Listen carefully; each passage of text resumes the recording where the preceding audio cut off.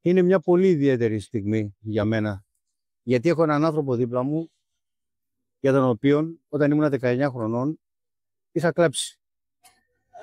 Όταν διάβασα σε εφημερίδες την επόμενη μέρα ότι έφυγε τον Ολυμπιακό, εγώ τότε ήμουνα στους μικρούς του Ολυμπιακού και κυρίως από εδώ με βοηθούσε, που βλέπετε. Τώρα οι συστάσεις είναι περιττές, έτσι. Ένας άνθρωπος που έγραψε ιστορία με τον Ολυμπιακό από το 1973 μέχρι το 1981 και όταν σηκώθηκε και μας παράτησε, εγώ έβαλα τα κλάματα. Άρα τώρα πρέπει να πάρει τη ρεβάνς πίσω. Γιατί εγώ έκλαιγα για μια εβδομάδα που έφυγε ο Γαλάκος από τον Ολυμπιακό. Γιατί σηκώθηκες και μπορείς να μου πεις? Εγώ τι να σας πω τώρα. Εγώ ήθελα να μείνω. Δεν τα βρήκαμε τη διοίκηση και αν έφυγα, εγώ ήθελα να μείνω και το είπα όταν με φωνάξανε να μιλήσουμε για να ανανεώσουμε το συμβόλαιο, αλλά έφερα ένα παράδειγμα τι είχαν πάρει άλλοι συμπαίκτες στην εθνική ομάδα που παίζαμε μαζί. Είχες έρθει σε δύσκολη θέση. Σε δύσκολη, γιατί περίμενα, είχαμε πάρει ένα ντάμπλ και ένα πρωτάθλημα και περίμενα άλλη αντιμετώπιση, πες το πώς θέλετε. Αν γύριζα το χρόνο πίσω, Μάικ, το ξανακάνες? Όχι. Θα ήθελα να τελειώσω και το είπα ότι δεν θα φταίω εγώ άμα θα έρθει. Εσείς, γιατί εγώ θέλω να μείνω, ούτε είπα πόσα θέλω. Άφησα τον πρόεδρο και τη διοίκηση να μιλήσει. Μετά τη δεύτερη φορά που ξαναπήγα, γιατί είπα να το σκεφτώ την πρόταση που μου κάνουν, και την άλλη μέρα πήγα και είπα ότι άμα θα φύγω δεν φταίω. Εσείς, γιατί οι συμπαίκτες μου που ήταν και παίζαν άλλη θέση, άλλο ο κυνηγός, άλλο ο αμυντικός, λέω τώρα, που ένα συμπαίκτης ο Ιωσήφιδης από τον ΠΑΟ και άλλος ο Ραγούς από την ΑΕΚ. Και τους δίνανε πιο πολλά, δηλαδή φύρανε πιο πολλά χρήματα από ό,τι πρότεινε. Και είπα ότι δεν θα φταίω εγώ άμα θα φύγω, δεν θα φταίω άμα δεν είχα ακόμα προτάσει για να ξέρω. Και μου δίνανε, πώς να σας πω, αυτό ήταν τώρα όλο το... Φεύγουμε από εκεί, γιατί ξέρω ότι στεναχωριέσαι, σε βλέπω. Και το ότι στεναχωριέσαι και μερικές φορές έχεις κλάψει, και το έχει παραδεχτεί και ο κύριος Δίπλας, ότι έκλαψες πολλές φορές ο Παναγιώτης ότι αποφάσισες, έστω και χωρίς να θέλεις, έφυγες από τον Ολυμπιακό. Ναι. Αλήθεια είναι. Ναι, βεβαίως είναι αλήθεια. Ναι. Πριν από λίγες μέρες, εδώ στο μνημόσυνο της Θήρας 7, βρεθήκανε πολλοί παλιοί που σε γνώριζαν, γιατί οι νεότεροι προφανώς δεν ξέρουν ποιος είναι ο Μάικ Γαλάκος, και λέγανε: Μάικ, εδώ είναι το σπίτι σου, σε αγαπάμε. Και γύρισες και τους είπες: και εγώ σας αγαπάω. Πώς είδες αυτή τη συμπεριφορά με ανθρώπους να σε θυμούνται μετά από 45 χρόνια? Ναι, δεν είναι εύκολο. Εδώ συγκινήθηκα πολύ. Και εγώ από τον κόσμο αυτό έγινα ό,τι έγινα. Είναι ωραίο να ακούς έτσι. Και πιο πολύ οι Ολυμπιακοί το κάνουν αυτό. Γι' αυτό είναι και πολύ μεγάλη φανέλα, δηλαδή πολύ βαριά και πολύ μεγάλη. Δικαίως το κλαμπ των μεγάλων και στην Ευρώπη, δεν λέμε τώρα για την Ελλάδα. Είναι θυμάμαι ένα παιχνίδι Ολυμπιακού Παναθηναϊκού στην Πάτρα, όταν έγινες αλλαγή, γύρισες στην εξέδρα και υποκλήθηκες. Δεν το ξεχάσα. Στην Πάτρα, λέτε, στο παιχνίδι, ναι. Ήμουν απέναντι γι' αυτό. Και ήταν μόνο Ολυμπιακοί μέσα, δεν είχε. Υποκλίνεσαι στον κόσμο του Ολυμπιακού? Βεβαίως. Μα τον κόσμο έγινε που. Βεβαίως υποκλίνομαι. Είναι το 10ο παίκτης και όχι μόνο είναι εδώ στο Αθήνα και Πειραιά και σε όλο τον κόσμο, σε όλη την Ελλάδα. Σε όλη υπάρχουν. Ο κόσμος είναι το 10ο παίκτης, πώς να σας πω τώρα. Είναι και επειδή μιλάμε για Πάτρα, βάρος. Επειδή μιλάμε για Πάτρα, σε γυρίσω πολλά χρόνια πίσω. Εμένα μου αρέσουν αυτά, γιατί είμαι λίγο μικρότερος από σένα. Φαντάζομαι ότι αυτό το λίγο πολύ. Αυτό το 3. Τώρα εγώ θα μιλάω, γιατί για τον Παναγιώτη θα μιλήσει. Αυτός τα λέει ωραία. Εγώ τώρα συγκινήθηκα, γιατί με φέρατε σε εποχή τώρα που. Αυτό ήθελα, να συγκινηθείς. Γιατί εγώ είμαι συγκινημένος. Ναι. Δηλαδή ήσουν το Ίνταλμάχο. Εκδέχεται αυτό. Ναι, ευχαριστώ πάρα πολύ. Ευχαριστώ πάρα πολύ για τα καλά λόγια, αλλά και εγώ ήθελα να τελειώσω την καριέρα μου στον Ολυμπιακό. Δεν ήθελα να φύγω. 2 φορές πήγα και δεν είπα ότι θέλω τόσα, φεύγω αν δεν μου δώσει τα χρήματα που θέλω. Και τίποτα. Εγώ δεν αναφέρθηκα στο οικονομικό. Είπα μόνο ότι θέλω. Απλά να τελειώσει η καριέρα μου εδώ και να μείνω. Έλεγαν όπως θέλανε αυτοί. Όχι, ο κόσμος ξέρει όμως, δεν είναι έτσι όπως καταλαβαίνει και γιατί έχω πάει. Και μου δέσει και το διαρκείας του μου είχε δώσει που είχαμε βρεθεί τότε στη σχολή σου εκεί που είχα έρθει να σε δω στο Ρέντι εκεί που ήταν. Και δεν το ξεχνάω, δηλαδή μου λέει, μα είχα ένα τέτοιο άνθρωπο δίπλα μου, δηλαδή με πρόσεχε και στο παιχνίδι μας έδινε δύναμη όλος, ήταν άρκηγος. Ωραία, αφού σε αγαπάει πολύ ο κόσμος και αισθάνεσαι τον Ολυμπιακό, γιατί δεν έρχεσαι μια φορά στο Καραϊσκάκι? Έχω έτοιμο με την Dortmund που είχε προκριθεί το 2-0 νομίζω εδώ. Την πρώτη φορά. Μετά είχε νομίζω αποκλειστεί πάλι από τη Dortmund ήταν. Και σε παιχνίδια έχω έρθει, όχι πολλά, αλλά και στο πρωτάθλημα. Δηλαδή έτσι. Καμία στο Καραϊσκάκι το τότε με την τώρα. Με τον Ατρόμητο ήταν. Νομίζω είχα έρθει σε κάνα 2 παιχνίδια. Αλλά ο κόσμος με αγκαλιάζει. Όταν, αυτό είναι κάτι το πιο σημαντικό βεβαίως. Δεν υπάρχει καλύτερο πράγμα. Επειδή μιλήσαμε προηγουμένως για Πάτρα, ναι. Φαντάζομαι ότι αυτό το 3-0 που ήμουν και εγώ μέσα εκεί την ημέρα με την Άντελε. Πόσο είσαι, εγώ ήμουν 19. Είσαι μεγάλο. Αλλά είδε με δύσκολο παιχνίδι μου. Δύσκολο παιχνίδι, πολύ. Το θυμάσαι? Γιατί ήταν και το γήπεδο, αν θυμάσαι, πολύ βαρύ, έτσι είχε βρέξει και ήταν. Δέχτηκα πολύ σκληρά μαρκαρίσματα. Δηλαδή, άμα σου πω με σηκώδα μέχρι το ταβάνι εδώ πάνω και σκάγα κάτω το. Του έκανες 5 γκολ. Σαν καλά κάνεις. Ναι. Αλλά λες τώρα για την Άντελε. Στην Άντελε, 3-0. Ναι, αλλά λέω ότι αυτοί πήραν το ευρωπαϊκό. Νομίζω τότε αυτό το πήραν ένα.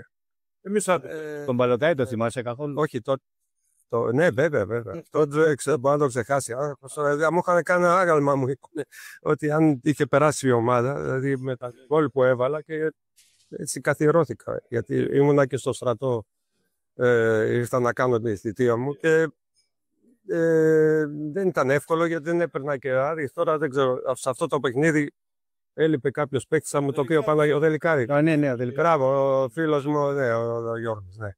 Ήμασταν και δωμάτιο μαζί, αλλά έλειπε και έτσι πάντα έτσι δεν γίνεται να έχεις και εσύ και κάποια, φαντάζομαι δεν γίνεται αλλιώς και δεν έκανα και προπονήσεις γιατί ήμουν πολύ μέσα στη σωματική αγωγή τόσο θυμάμαι που ήμασταν όλοι αθλητές με το όλοι τότε και τελικά εσύ περίπτωση νομίζω τότε και ο Πέτρος ο Καραδίτης, το παιδί ήμασταν και μαζί είχε κάποια προβλήματα. Σωστά. Ναι, τότε, ναι. Πριν πήγαν και αυτά. Πριν μιλήσουμε λίγο και τα οποία δεν τα ήξερα εγώ. Ήμουν ακόμα επειδή είχα έρθει από τη Γερμανία. Ήμουνα, μιλήσουμε λίγο από καλό πρωτάθλημα είχα έρθει. Έτσι δεν είχα έρθει από καλά. Έρθα και σε ψήσου μεγάλη ομάδα που είναι, όπως σας είπα, όχι μόνο στην Ελλάδα και στην Ευρώπη. Πριν μιλήσουμε λίγο γιατί με τον Παναγιώτη είσαστε φίλοι και έχετε περάσει πολλά μαζί. Η τελευταία ερώτηση που θέλω να σου κάνω είναι: έχω διαβάσει ότι ένα χρόνο πριν έρθει στον Ολυμπιακό, είχες παίξει με την Καλαμάτα σε ένα φιλικό παιχνίδι. Όχι, αυτό ήταν Καλαμάτα Ολυμπιακό. Είχα έρθει για διακοπές και είχα έναν φίλο έξω που ήξερε το Γαϊτανάρο, τον πρόεδρο της Καλαμάτας. Έτσι δεν λέει, θυμάμαι καλά. Και μεσολάβησε και λέω, επειδή θα πήγαινα για προετοιμασία με την ομάδα μου που μόλις είχα γίνει επαγγελματίας, είχα υπογράψει συμβόλαιο, θα πήγαινα στη Ελβετία για προετοιμασία με τη Φορτούνα Ντίσσελντορφ. Και λέω, είμαι πιο προετοιμασμένος, έτσι θα πάω να παίξω αυτό το παιχνίδι. Αλλά θυμάμαι και τον Αζελανίδη που είχαν κάνει τα εγγένεια. Ήταν υπουργός αθλητισμού και ήταν ενεργεία. Ναι, και πήγα στη Ζαχάρο στο γήπεδο αυτό το μεγάλο. Άσχετα δεν ήταν, ξέρω, το γήπεδο, δεν είχε χώρο. Αλλά εγώ τώρα λέω, πώς θα παίξω τώρα. Θα ήταν και ο Παναγιώτης, δεν ήξερα και τους παίκτες τότε. Αλλά λέω, είμαι μεγάλη να παίξω κόντρα στον Ολυμπιακό τώρα με τη... Παναγιώτης μεγάλος. Αλλά δεν ήξερα ούτε την Καλαμάτα, ούτε. Όχι, ο Μαδάρα τι σχέση είχε τώρα με την Καλαμάτα, τώρα μόνο που το είδα. Καλά, εδώ πού να βάλεις γκολ στο Παναγιώτη. Εδώ έπαιξε ολόκληρη Γερμανία στον Τίσο. Με ένα χέρι, έλεγε ο Σπίκερ. Λέει, με ένα χέρι, λέει, πιάνει την μπάλα αυτό ο ορμαφύλακα. Λέει, δεν έχουμε ξαναδεί τέτοιο πράγμα. Τα ακούω τώρα στα γερμανικά. Έβλεπα το παιχνίδι στα. Μαθαίνεις καθόλου για τους φίλους τότε εκείνη την εποχή? Ήταν για καλύτερο τερματοφύλους έχεις από εκείνη την εποχή? Κάποια παιδιά τα θυμάσαι? Γιατί για το Ολυμπιακό ήταν τα παιδιά του Ολυμπιακό. Όλοι παίκτες τότε εκείνη την εποχή. Ξέρω ότι καλύτερο είχε φέρει. Έμεινε στο πρόεδρο ο Γουλανρίτς. Είχε φέρει ό,τι καλύτερο και από τον κόσμο. Τους πρόλαβα. Τον Νικολάο. Αυτό δεν έπαιξα μαζί του γιατί είχε πάθει ζημιά στο γόνατο. Χειαστούς και δεν έπαιξα. Αλλά με κάποια άλλα παιδιά τους πρόλαβα όλους. Ναι, δηλαδή. Ό,τι καλύτερο υπήρχε. Δηλαδή, είχε φέρει ο άνθρωπος αυτός και με είχε και σαν παιδί του στο σπίτι του. Αλλά δεν τον πρόλαβα 1-2 χρόνια. Έφυγε μετά. Λένε τώρα αυτή την εποχή ότι αυτή η ομάδα εκείνη τη εποχή παίρνει καλύτερη όλο των εποχών του Ολυμπιακού. Συμφωνείς? Ναι. Εγώ νομίζω ναι. Αυτούς τους παίκτες που είχε και. Θα τα πει και ο Παναγιώτης τώρα που τα παιδιά τα ήξερε εσύ του. Πολύ μεγάλα. Λέγα στο Πάο και Λεσίδη. Από τους καλύτερους που έχει αναδείξει. Τι να πω τώρα. Ήταν ο καλύτερος. Και σαν είναι ταπεινός άνθρωπος, η απλότητά του είναι όλη η ομορφιά, που είναι ένα απλό παιδί έτσι και όλοι όπου πηγαίναμε να παίξουμε μέσα στην Τούμπα παντού τον αγκαλιάζανε. Το μόνο που ήταν όλους μας σεβόντουσαν, αλλά το Παναγιώτη έκανα παρέα. Ήταν ο καλύτερος μου φίλος. Είναι ιστορία να σου διηγηθεί. Για πες την. Καλά, αυτή που έγινε. Καλά, αυτό δεν θα το ξεχάσω. Γιατί με πήραν για να δει.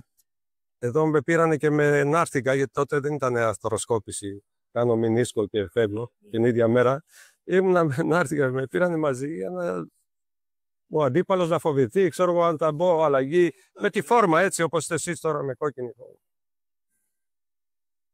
Και μετά στο τέλος, αφού πήραμε και πήραμε το παιχνίδι, πήγε όλο το γήπεδο μέσα. Και τότε ήταν το παλιό γήπεδο, αυτό το ποδήλατοδρόμιο. Τρελάθηκε ο Παναγιώτης, το μόνο που πήγε και με αγκάλιασε, σκέφτηκε εμένα. Σκέφτηκε τώρα που τι να πρώτο κάνει, να φύγει ο ίδιος και έμεινε εκεί. Και δηλαδή θα με είχαν ρίξει κάτω, θα με πατάγανε. Δηλαδή θα με ξέρω κι εγώ πόσα είχα φύγει. Και έτρωγε ο ίδιος, με είχε αγκαλιά, δηλαδή ήταν ένα βράχο. Δηλαδή δεν ξεχνιέται αυτό. Δηλαδή γι' αυτό βλέπετε και εγώ με πόνος και με ένα πόδι ήρθα εδώ τώρα για να το δω και τον αγαπώ πολύ. Βλέπεις Ολυμπιακό στην τηλεόραση τώρα? Βέβαια, όλα τα παιχνίδια βλέπουμε. Για πολύ καλή. Είναι καλύτερη. Μην μου πεις ότι ο Ελκαμπή μπορεί να είναι καλά. Είναι ωραίο. Μάικ. Μπορεί, γιατί όχι. Είναι και καλός. Πολύ καλός. Άλλο. Δεν μπορώ να συγκρίνουμε έτσι με τον πατέρα μου. Δηλαδή, άλλες εποχές τότε. Άλλο ήταν, ναι, έτσι όπως το λέει και ο Παναγιώτης. Αλλά είναι πολύ βαριά φανέλα. Δηλαδή είναι. Ευχαριστώ πάρα πολύ. Και επί φανέλα, λιθαράκι φανέλα, φέτος συμπληρώθηκαν 100 χρόνια από την ίδρυση του Ολυμπιακού. Και εσύ είσαι κομμάτι της ιστορίας του Ολυμπιακού, όπως και ο Παναγιώτης. Θα ήθελα να σου πω. Αφήσαμε ένα λιθαράκι. Αφήσαμε ένα στίγμα. Ένα στίγμα και αυτή η φανέλα είναι πολύ, πολύ μεγάλη ομάδα. Δηλαδή. Σε βλέπω συμπληρωμένο, έτσι. Πολύ. Άρα καλά, γιατί βλέπω τώρα καλά έκανε και σου είπανε εδώ που έβγαινε ο Παναγιώτης και φεύγανε, αφήνανε την μπάλα όταν έβγαινε, αλλά όχι ποτέ να βρει κάποιον, αλλά έβγαινε με το σώμα και έξω από το τέρμα. Δηλαδή, αν βλέπεις να έρχεται πάνω σου, δηλαδή ο Γκέσιος έφυγε την μπάλα, έπηγαινε. Ο Γκέσιος έπεπε σαν Ηρακλή. Δεν θυμάμαι αυτό το πράγμα. Αλλά κύριος, έτσι, ποτέ και δεν ήθελε φασαρίες, ερχόταν πρώτος και τον σεβόντουσαν όλοι.